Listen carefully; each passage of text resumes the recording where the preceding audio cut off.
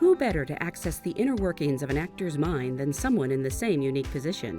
As an actor, that's all you really want to do is tell the truth.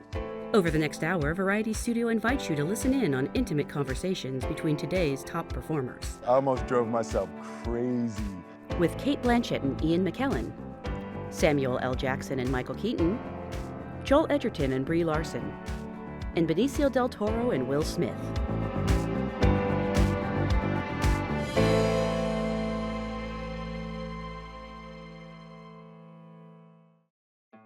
Welcome to Variety Studio Actors on Actors. I'm Janelle Riley. Over the next hour, 4 compelling conversations you won't see anywhere else. First up, highly respected actors Cate Blanchett and Ian McKellen share their process in taking characters from the pages of a novel to the screen. Then, leading men Samuel L. Jackson and Michael Keaton share insights on the subtle art of anchoring a large, top-notch cast. Joel Edgerton and Brie Larson reflect on the astonishing star turns that have them poised to become household names. And finally, 2 Hollywood heavyweights, Benicio del Toro and Will Smith, discuss pushing the envelope for their on-screen portrayals. When making a movie from a popular book, an actor must embody a character who already lives in the imaginations of its readers. In the title role of Carol, an exquisite adaptation of Patricia Highsmith's novel The Price of Salt, 2-time Academy Award winner Cate Blanchett is both searing and sympathetic in her incandescent performance as an elegant 1950s socialite in love with a younger woman. I mean, if you'd like to come visit me sometime, you're welcome to. At least there's some pretty country around where I live. Would you like to come visit me this Sunday? Yes. In truth, based on events from a decade ago, Blanchett's forceful turn as the fierce and embattled network news journalist Mary Mapes is equally complex and delicately shaded. You want to know if I'm responsible for what happened? Aren't you? Look, I did my job. Believe me. I don't have to believe you. What matters is that they believe you. Now tell me about your work. I'm the producer. Academy Award nominee Ian McKellen is Mr. Holmes, reimagining the beloved character detective Sherlock Holmes as he lives out his retirement, haunted by his aging mind and the unsolved mysteries of his final case. I told Watson, if I ever write a story myself, it will be to correct the myriad misconceptions created by his imaginative license. Did you write such a story? But I'm trying to do so now.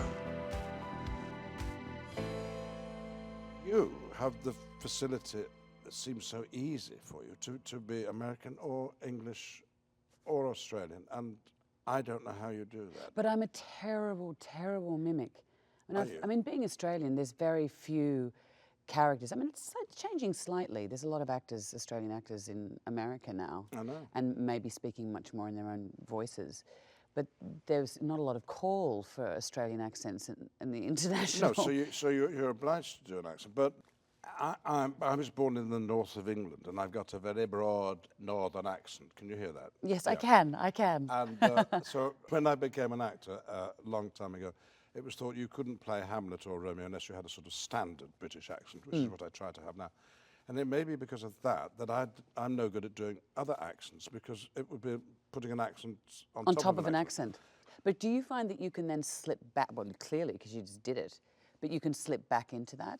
Yeah, I think I've been very lucky. I've sort of got away with it. I can do Northern, and I can do Scottish and British Isles sort of accents, but beyond that, I'm useless. But you have such an incredible range, because I hadn't seen you for a while, and I was watching Mr. Holmes, and I thought, oh, he's really aged. And I thought, is he all right? Maybe he's been very ill. And of course, then the film goes back into flashback. Yes. But what you were doing with your voice was utterly, it was really subtle. It Well, I carries love such a doing history. that. Don't you love doing that? Playing old. Oh, yes. But no, but you did it seamlessly. And so what you have is you have this texture and kind of emotional range in your voice. So it mightn't be an accent, but it feels exactly how the That's character very nice of you. speaks. Thank you. But just going back to accents, people can do a perfect American accent and pinpoint it exactly regionally.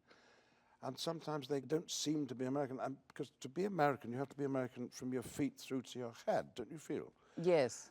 But now you can do that. But you've played in so many different genres. I mean, I remember I think probably the first time I saw you on film was I saw Bent. Did you? It was amazing. And then you had originated that with Sean Matthias on That's right. on stage. Yes, yeah. And I wonder, I think I thought about this a lot when I was playing Blue Jasmine, maybe having played Blanche Dubois, even though Woody Allen didn't want to talk about Streetcar Did at he all. not? Did he not? No, but there were such kind of parallels Yes. between the I thought that two was what roles. made it such fun. But did you find it easier having, because you seemed so utterly free. A good example of that is when I did Richard III, which I'd done Yes, a lot. which was incredible. Toured all over the place. And when we were crossing America, I thought it might make a good film. But then when we got to do it, it was bliss because I knew the character backwards, and all I had to think about was how can I do it for the camera. That was all I had to think about. So that was. It was reorientating. I just wish your we could audience. rehearse films, don't you? But sometimes I remember Soderbergh saying, because I did a film with him in The Good German, but they had been filming for 2 weeks, and I literally arrived the day before, and we just did one take, and I said, can I do it again? And I said, don't you ever rehearse? And he said, no, I just have dinner parties, so that people can get to know one another. Oh, I see. Because oftentimes, you walk on set and suddenly you're in bed with someone who you've never met before.